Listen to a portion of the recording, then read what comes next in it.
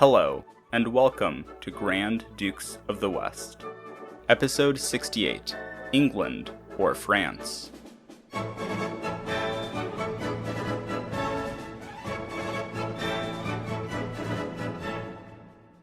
Throughout the reigns of Philip the Good and Charles VII thus far, I've painted a picture of a French court rife with intrigue, and a Burgundian court firmly under the control of its duke. That certainly was the case in the 1420s, but since then that dynamic had begun to shift. Now, I'm not going to pretend that the French court wasn't filled with intrigue, and just last episode we saw a good amount of it. But as Charles grew up, he learned to better guide, harness, and manipulate the factions around him.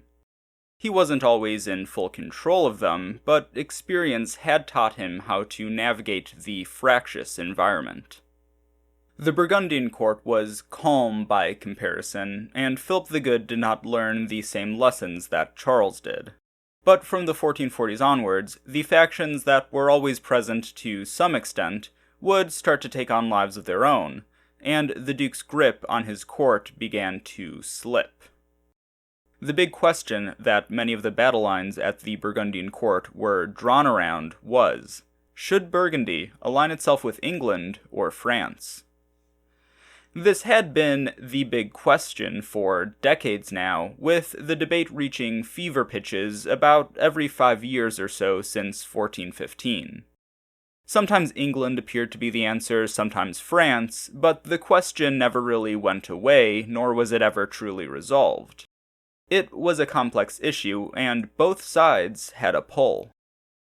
England or France was also really only one aspect of this debate. This issue was intimately bound up with the question of the nature of Burgundy's vassalage to France and also to the Holy Roman Empire.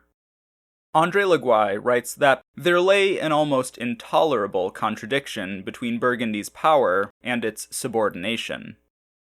Should the Duke remain a vassal to the king and emperor? If so, what did he owe his overlords? Should he be functionally independent? Should he shrug off his vassalage and be totally independent? We've also seen a few attempts by the Duke to forge his territories in the Holy Roman Empire into a kingdom, be it a kingdom of Brabant, of Frisia, of Lotharingia, or of Burgundy. These names were not just formalities, and each implied a different geographic scope. If any of these kingdoms were erected, would they only include the Duke's territories, or would some of his neighbors become his vassals? Would they include all of the Duke's territories, all of the Duke's imperial territories, only some of them? Would Philip's kingdom be independent from the empire, or still subject to it, as Bohemia was? In any event, no kingdom would form, and while the Duke of Burgundy was powerful enough to act as an independent prince, he was technically not sovereign. Burgundian power was forged in a period where both the Empire and France were fairly weak. The Holy Roman Emperor still did not have the ability to rein in the Duke's ambitions at this point, but with the recovery of French power and fortunes, Charles VII just might. Alignment with France could mean the voluntary cession of some of the Duke's independence and powers, but might also prevent conflict from breaking out. Alignment with England made conflict with France more likely, but it also meant that Burgundy might enter that conflict in a stronger position. This debate is also in part a result of the patchwork nature of the Burgundian Union, an assembly of a dozen or so polities which all had different relationships with France and England, not to mention the Holy Roman Empire. The Duchy of Burgundy was thoroughly French in terms of identity, history, and politics. Burgundy, the duchy, was a pillar of the French monarchy and had been for centuries. There had been a Burgundian party, as in a specific Burgundian faction pushing for Burgundian interests, within the French court well before Philip the Bold's time, going back to before the House of Valois even came to the French throne. In the north, Picardy was another core French region, as was Artois, but as you moved further north and east, Frenchness in terms of language, identity, and political loyalties began to fade. Just as Burgundy had a long tradition of supporting the French crown, Flanders had a long one of defying it. And in its defiance, it often looked to England for support. Take Jacob van Artevelde's alliance with Edward III, or the Despenser Crusade during the Ghent War, for instance. For many in Flanders, the importance of their commercial relationship with England outweighed the importance of their political relationship with France. And if forced to choose between the two, they would likely pick the latter. As Philip the Good expanded further into the Low Countries, more territories without even Flanders' tenuous links to France joined the Burgundian Union. Holland or Brabant, for example, traditionally wanted to maintain good enough relations with France in order to trade with or not get invaded by their larger neighbor, but they bore no natural allegiance to the kingdom and shared Flanders' reliance on English trade.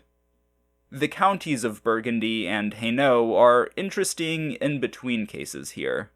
They were both in the Holy Roman Empire rather than France, but were Francophone territories, had frequently been ruled by French lords, and their nobility often had lands in and loyalty to the kingdom. Luxembourg and Namur also kind of fit into this mold, but in slightly different ways. I do want to note that I'm painting with a broad brush here, and although political geography played a part in how these positions shook out, it was not the only factor, and not always even a dominant one, especially as Burgundians forged links through marriage and land acquisition across the Union. A Burgundian policy as a whole, as opposed to a Burgundian duchy policy or a Flemish policy, needed to be forged, and here things got a bit more complicated. In some ways, it was a head versus heart thing. It can be argued that England was the smart choice. The commercial relationship between England and the Low Countries, while not quite what it once was in earlier years, was still vital to the economy of the region, and cross-channel ties ran deep. Moreover, although many at the Burgundian court did not want to admit it, a resurgent French crown posed a threat to the power and influence of Burgundy, and a partnership with England could balance that out and preserve Burgundian freedom of action, or even secure Burgundian independence. In economic, political, and military terms, an English alliance just made sense. But still, there was something pulling many at the Burgundian court to France. The idea that Burgundy could exist separately from France was still a new one held by a relatively small group of councillors, while loyalty to the French crown was the mainstream in Philip's court, which was dominated by French lords. The Treaty of Troyes, which proposed England as the answer to the England or France part of the debate, did not address the vassalage part of the debate. It was not an attempt to cleave Burgundy from France so much as leverage England to resolve a French civil war. And while the Treaty of Arras exempted Philip the Good from homage to Charles VII and many of the other marks of vassalage, this was a personal rather than a territorial arrangement. Like Troyes, Arras did not attempt to separate Burgundy from France, and in fact, this exemption was only to be in effect while Philip was Duke and Charles was King. In the years after Arras, the idea of an independent Burgundy certainly was gaining traction, but it was still far from the default, and had really only been around for a decade or two. Burgundian ties to France, on the other hand, ran much deeper, and the post-Arras period saw many trying to reaffirm and build on those ties. The Duke of Burgundy was the first peer of the realm, the Count of Flanders was a peer as well, and the leading men of Burgundy, Picardy, Artois, and even Flanders to an extent, came from families with long traditions of French royal service.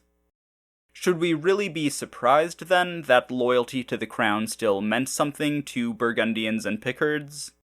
When we hear that Charles, Count of Navarre, weaned himself from his guardian and went to the king, that Picard knights took a leading role in the French reconquest of Normandy, or that brothers such as Jean and Georges de la Tremoille or Philippe and Guillaume Pot were split between Burgundian and royal service, we should not take these as contradictions or conflicts of interest.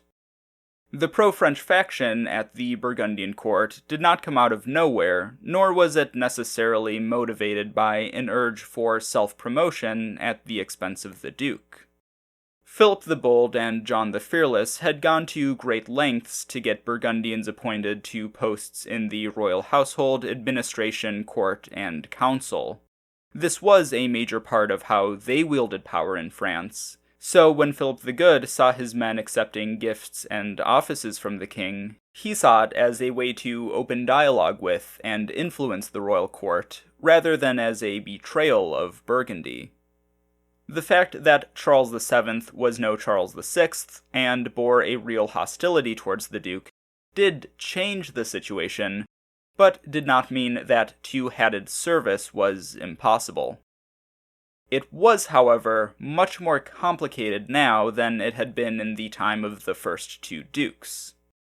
André Leguy argues that between the Treaty of Troyes and the Treaty of Arras, there was a shift in the nature of Burgundian involvement in France. The Burgundian party, a princely faction that participated in internal French politics, was now turning into the Burgundian state, an outside actor. He notes that the shift happened without anyone intending it, or even being particularly aware of it. And while Leguy marks this shift as complete by 1435, we should note, as he does, that the word state carries a lot of baggage and assumptions that don't necessarily apply to Philip's Burgundian Union. Regardless, this shift from party to state, or if you prefer from inside participant to outside actor, is largely a result of the Armagnac-Burgundian Civil War and Anglo-Burgundian alliance. Now, I might pick out a slightly earlier starting point for that shift than Leguy, the Burgundian capture of Paris in 1418. Before this date, both parties fought over the royal government. Purges and counter-purges were common, as were disputed offices.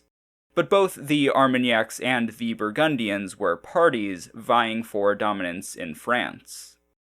After 1418, we see Armagnacs leaving Burgundian-dominated Paris in droves and setting up an Armagnac government around the Loire.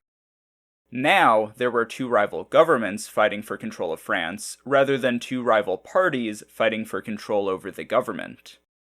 Things such as the Anglo-Burgundian alliance, the expansion of Burgundy further into the empire, the details of the reconciliation at Arras, the retaking of Paris from the English and reconstitution of many governmental institutions there, certainly advanced and complicated things. But all of these were now building on the idea that, to Charles VII and his court, the Burgundians were not just rivals for power, but enemies and outsiders. However, there were also many in France keen to put the recent past behind them and go back to the way things were, who still believed in Burgundy's natural place in the kingdom. And in many ways, how the Burgundians themselves saw their relationship with France was simply the flip side of this. The pro-French faction at the Burgundian court could be considered to be trying to revive the influence of the Burgundian party in France, while the pro-English faction can be thought of as being made up of those who began to see Burgundy as a state, independent from France and with different interests. Naturally, the pro-French faction was largely made up of French lords, those based in Burgundy, Artois, and Picardy. Men like Philippe de Tournon, whose family was based in Nevers, Pierre de Beaufort, whose family was based in the Duchy of Burgundy, and Antoine and Jean de Croix, who hailed from Picardy and Artois. And the pro-French faction had the support of the Duke of Burgundy. Philip was a French lord after all. He was the first peer of the realm, a descendant of French kings, the son of a man who dedicated his life to wielding power in France, albeit to fairly disastrous results. The Duke was aware that there was hostility towards Burgundy at the French court, but he knew that there was also a presence that was friendly to him, or at least neutral, and he hoped that the influence of this latter group might win out in the end. So, while Philip would object to direct royal provocations, and was prepared to defend his lands and privileges if it came down to it, he hoped that it wouldn't come down to it. He believed that conciliatory gestures, declarations of friendship and service, and the building of relationships with the other nobles of France could pave the way for Burgundy to return to the crown's good graces. In reality, this was not the case. But Philip's desire for acceptance in France remained strong, and whether it was denial, naivety, or simply a misunderstanding of the situation at the French court, the Duke would maintain this position despite a near-constant barrage of hostile actions coming from the French court and king. While Philip the Good was convinced that the King of France could be dealt with, his wife was under no such aspersions. Isabella of Portugal had represented her husband in numerous embassies to the French court, and there she got a first-hand view of the hostility that the court, and King Charles himself, had for Burgundy. Isabella, the skilled diplomat that she was, had also engaged in negotiations with the English on several occasions, and there she gained an appreciation for the importance of the commercial ties between England and the Low Countries. Moreover, the Portuguese court that Isabella grew up in was steeped in pro-English sentiment, and the Duchess was a granddaughter of John of Gaunt, and thus a cousin of the English king. After all, we shouldn't forget that part of the reason that Philip married Isabella in the first place was to shore up his ties to the English in the later 1420s. So just as the pro-French faction was favored by Philip, the pro-English faction had a champion in Isabella. The Duchess's affinity for the English was based not only on her family ties, but also on economic concerns and a desire to protect Burgundy from a resurgent France. Isabella's position was shared by Nicolas Roland, Philip's chancellor, and Jean Chevreul, the president of the Council of Burgundy, as well as Hugh de Lannoy, Anthony the Grand Bastard of Burgundy, and Charles, Count of Charolais. The pro-English bloc also found support in many of the Burgundian nobles based more in the north and east, further from France, closer to England, often in the Empire, and with the occasional interest across the Channel. Consensus was an important part of the Burgundian government, so even though the final decisions all rested with the pro-French Duke, the concerns and interests of the English party still had to be heard and considered. Now, I don't want to give you the impression that things were always peachy between England and Burgundy, though. While the two shared many interests, they also had their differences. For one, the English cloth industry was beginning to take off, which now competed with the Flemish cloth industry for both English wool and for customers. There were also many instances of English pirates raiding Burgundian shipping, or attacks on Artois or Boulogne coming from the Calais garrison. These were usually the acts of individuals rather than official acts of the English government, but they still did stir up resentment for the English in Burgundy. Across the Channel, tensions existed as well, and there was always some degree of suspicion towards the Flemish and Dutch. Many in England, including the English king, also considered Philip the Good to be an oathbreaker for abandoning the Treaty of Troyes. And, as King Henry was married to an Angevin, Margaret of Anjou, the royal couple looked ever more to France rather than Burgundy. Just as there was a debate in Burgundy about France or England, in England there was a debate about France or Burgundy. Now, in all honesty, this was far from the dominant debate in England, and it was really only one aspect of the wider conflict between the houses of Lancaster and York. We haven't really touched on England's domestic politics much, so we probably should take this opportunity to get up to speed. You might remember that after the death of Henry V, his brother, the Duke of Bedford, took charge on the continent, while the dominant factions in London were led by his other brother, Humphrey, Duke of Gloucester, and their uncle, Cardinal Henry Beaufort. When it came to the war in France, Gloucester represented the more aggressive faction, mistrustful of both the French and the Burgundians, while Beaufort represented the more peace-oriented one. This is not to say that Beaufort was a pacifist or willing to abandon English gains, but that he was more willing to attempt a negotiated settlement with France rather than continue the war at all costs, and he worked to revive Anglo-Burgundian relations leading up to and even after the break at Arras in 1435. In addition to the end of the Anglo-Burgundian alliance, the later 1430s would see a number of other developments which shook up the English government. The Duke of Bedford died, Henry VI began to emerge from his minority and play a role in government, the Duke of Suffolk began to rise in influence, and Humphrey of Gloucester's wife was convicted of witchcraft. These factors, along with the fact that Henry himself had a notably passive and peaceable nature, led to the marginalization of Humphrey and the dominance of the more peace-oriented faction, led by Beaufort and now Suffolk as well. Back on the continent, Henry's cousin Richard, Duke of York, was appointed to replace John of Bedford as the leader of England's forces in France. He would only serve in this role briefly at first, but then returned a few years later. York's time in France was about as successful as could be expected, even if that's not saying much. He managed to stabilize the situation in Normandy and slow French encroachment on its borders, but he was unable to stop it. This was not entirely his fault, as his job was made much more difficult by the fact that each year it was getting harder for the English government to find men and money to send over the Channel. While in France, York also worked with Duchess Isabella to repair the Anglo-Burgundian relationship, which both eased the military pressure on him and reopened a revenue stream for the government. Although York and Beaufort were aligned on this topic, they were not on many others, especially dynastic issues.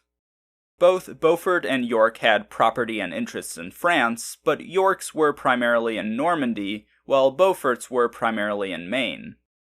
Things came to a head in 1443 when Cardinal Beaufort arranged for his nephew, the Duke of Somerset, to lead a campaign into Maine in an attempt to shore up the English position in the lead-up to the peace talks at Tours. This expedition was a double-pronged insult to the Duke of York, as Somerset was given an independent command to the prejudice of his authority as the Lieutenant of France, and also because Somerset was given all the men and money that would have otherwise gone to him that year. This insult was then made even worse when Somerset completely bungled things and wasted all the resources that he had been granted, which ended up weakening York's own position on the continent. Richard of York was not involved with the negotiations at Tours, and he would finish his time in France about a year later. Back in England, he began to clash with the government. Many in Henry's administration were keen to make York into a scapegoat for England's deteriorating position on the continent, while York pointed the finger right back at the government and emphasized their failure to adequately support him with money and men. With the death of the Duke of Gloucester in 1447, York now became the de facto head of the opposition, while the death of Beaufort that same year led the Duke of Somerset, now the brother of the one who bungled Maine, to take up his uncle's place as half of the Beaufort-Suffolk alliance. Eventually, the Duke of York was made the king's lieutenant in Ireland, mostly to get him out of the way, while Somerset was named his replacement in Normandy. These assignments meant that York was conveniently out of sight, out of mind, and absolved from most of the blame, as the 100 Years' War resumed and England promptly lost it. Suffolk would not make it out of the disaster alive, while Somerset returned to England with his reputation in tatters. However, that was only with the wider public. At court, Suffolk's old supporters rallied behind Somerset, and he took up the reins of power.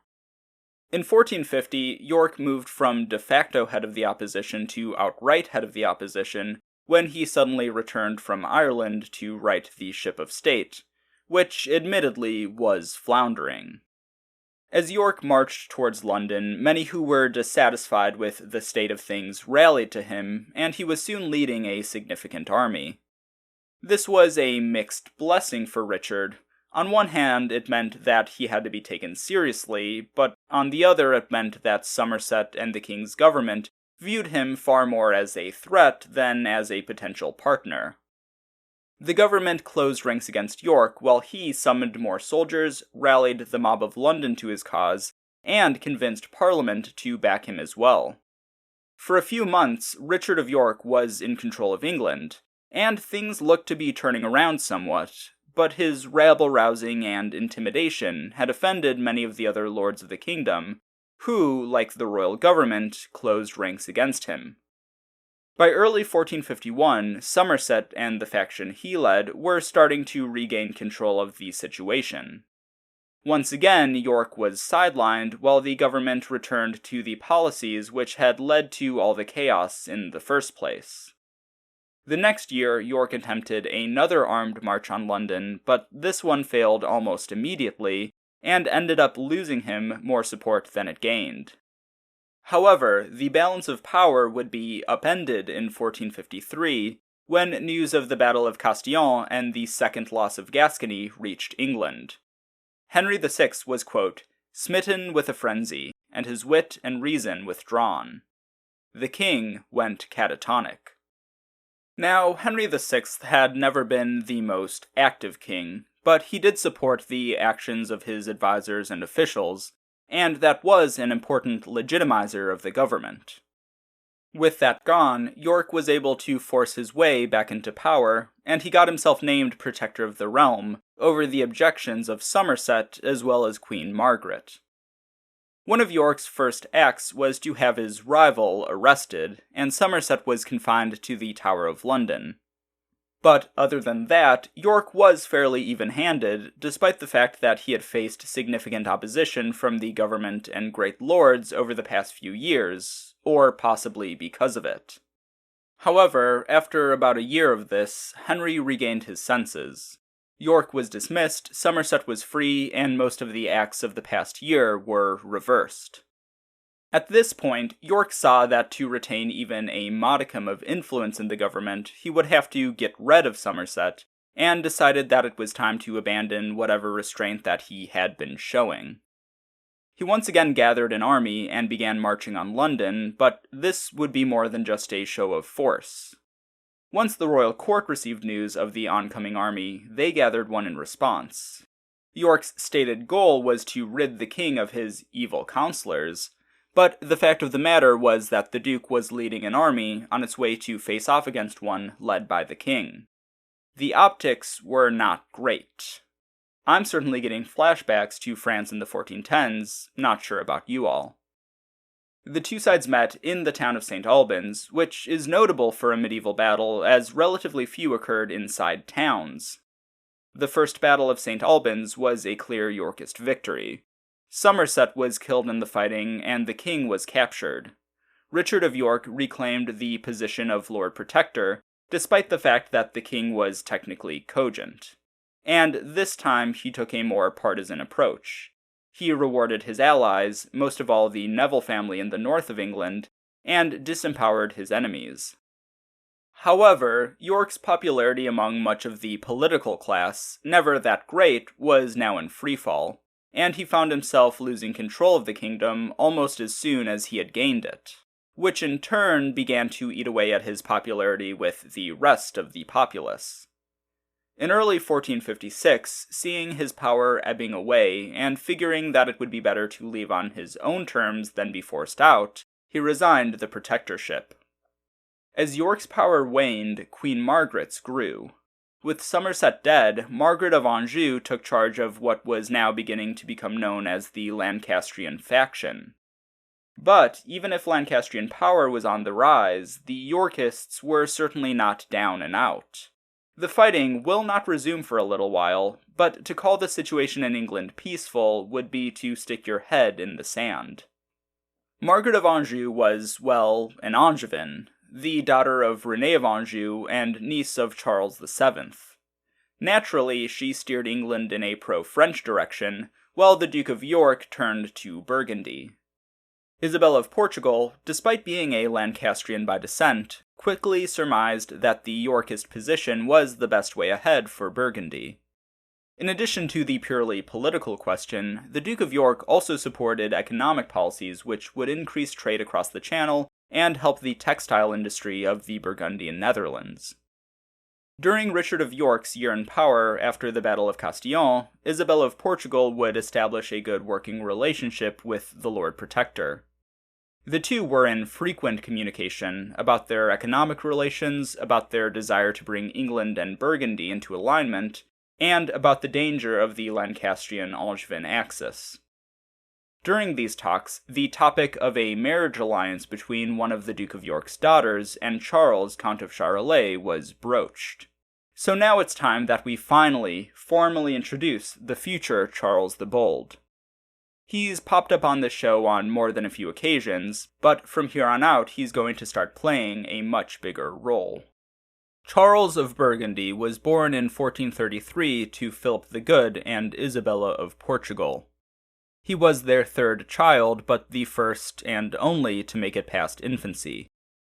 Olivia de la Marche, who grew up alongside Charles, tells us this about the young Count of Charolais, quote, "He was hot-blooded, active, and irritable, and as a child wanted his own way and disliked rebuke.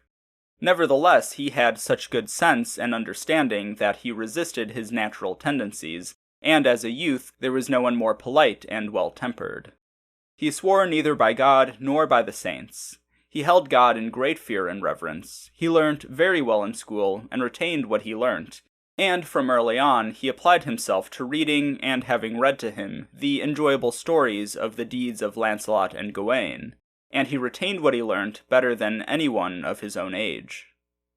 I'm not exactly sure if I believe that well-tempered bit, but I guess he might have just grown out of it. He is known in English as Charles the Bold, but that cognomen is not actually the same the Bold that his great-grandfather Philip the Bold earned at the Battle of Poitiers. Philip's French cognomen is Le Hardi, which in addition to bold can be translated along the lines of brave or daring. Charles's is Le Téméraire, which carries a meaning more akin to reckless or rash. He was a very different man than his father was, much more serious, dour, and chaste. They shared the same goals, but often went about them in different ways. Both men were always on the lookout for ways to expand Burgundian prestige, influence, and power, but in this, Philip tended to show more flexibility and farsightedness, while Charles was more rigid and would often act without thinking, especially if he felt that he had been dishonored or wronged. Another big difference between Philip and Charles was their respective attitudes towards France and England. The Count of Charolais did not share his father's rosy perspective towards France, and instead, like his mother, wanted to reorient Burgundian policy back towards England. I think the first time that I mentioned Charles in this show was in the aftermath of the Treaty of Arras, when the 6-year-old Count of Charolais was betrothed and then married to Catherine, the 10-year-old daughter of Charles VII. And this match was meant to reinforce the new and fragile ties between Burgundy and France. Catherine moved to the Burgundian court to learn the ins and outs of what it took to be a Duchess of Burgundy, but she died before she could apply those lessons. This was a political as well as a personal tragedy, which severed a close connection between Burgundy and France in the next generation. The question of who Charles's next wife would be naturally then fed into the great debate at the Burgundian Court: England or France. We've already mentioned the English option, a daughter of the Duke of York, and last episode I mentioned the French option, Isabella of Bourbon, who, awkwardly enough, was Charles's first cousin. But as they were members of the high nobility, that part was able to be ignored, I guess. So as Isabella of Portugal negotiated with the Duke of York, Philip the Good negotiated with the Duke of Bourbon. The match was well received not only by Bourbon, but also by King Charles VII, who was keen to prevent both a York-Burgundian alliance and a closer Anglo-Burgundian relationship more generally. However, a sticking point soon arose. Philip demanded that Isabella of Bourbon's dowry be the lordship of Château-Chinon, a Bourbon-held enclave smushed between the Duchy of Burgundy and the County of Nevers. Charles of Bourbon did not want to cede the territory, and offered a large cash dowry instead. But Philip would not budge on the issue. Bourbon then offered some other lands, but again Burgundy would only accept Château-Chinon, and the negotiations began to derail. Now King Charles stepped in, writing to Philip that he should not abandon the negotiations over Château-Chinon, and that as king he would forbid the transfer anyways, since the marriage contract between his daughter and Bourbon's son apparently required the lordship to stay in the Bourbon family. So he should just drop the subject and request something else. Philip seemed to accept the king's urging that he continue the marriage negotiations, but ignored the part about not getting Château-Chinon. By now, the Duke was preparing to leave for the Diet of Regensburg, and he worried that in his absence, his wife and son might proceed with arranging the Yorkist match. Jacques de Clere wrote that shortly before he departed for Regensburg, quote, "The Duke summoned his son and his bastard son, Anthony the Grand Bastard of Burgundy, and in the presence of several lords, said to them, 'I have heard that you are reluctant to enter into the marriage that I desire for you.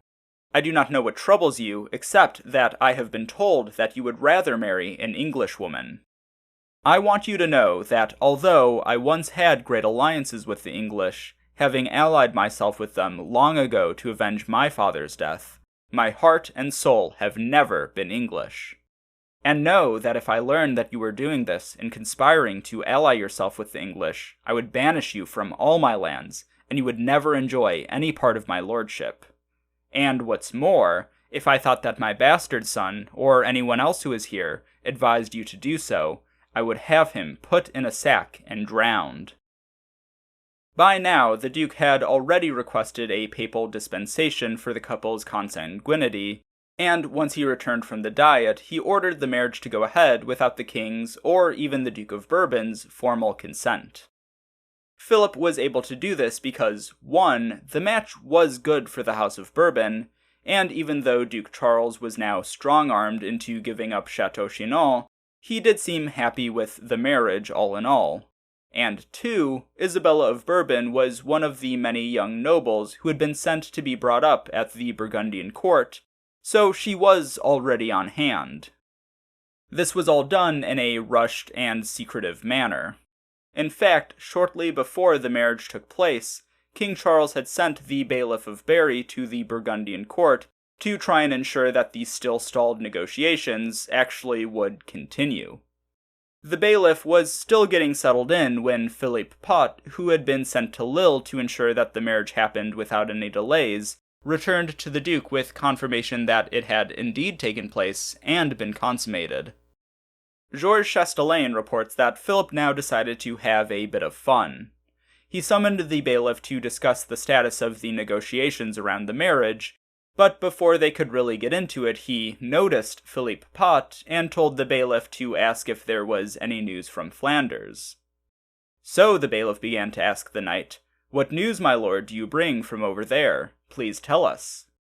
The knight replied with a laugh, "By my faith, Sir Bailiff, the greatest news I know is that Monseigneur de Charolais is married." "Married," said the bailiff. "To whom?" "To whom?" said the knight. "To his first cousin, the niece of his lordship here." And the Duke laughed heartily at the turn of events.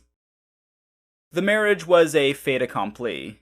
Back in France, King Charles was happy to hear that it had taken place, but maybe less than thrilled to hear that the marriage contract still included the transfer of Château-Chinon. Isabella of Bourbon, meanwhile, wrote to her parents to announce the nuptials.